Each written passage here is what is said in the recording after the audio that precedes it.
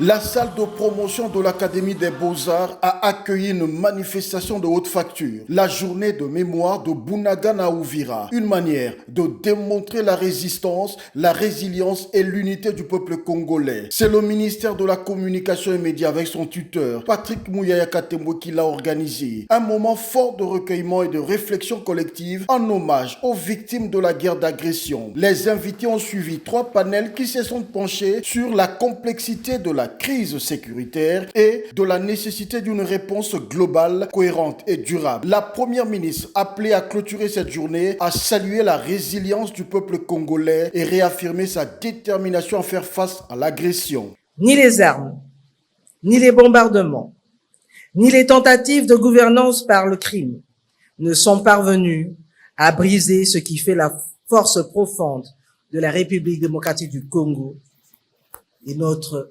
unité nationale. Et face à l'épreuve, notre peuple n'a pas cédé à la résignation. Cette résistance s'exprime sous de formes multiples.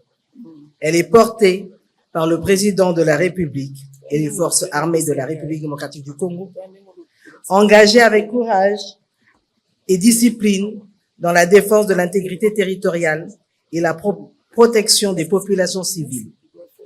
Elle est portée également par le gouvernement et nos diplomates qui, dans les enceintes régionales et internationales, et même nationales, défendent sans relâche la vérité des faits, la souveraineté de la République et le droit de notre peuple à vivre en paix sur sa terre.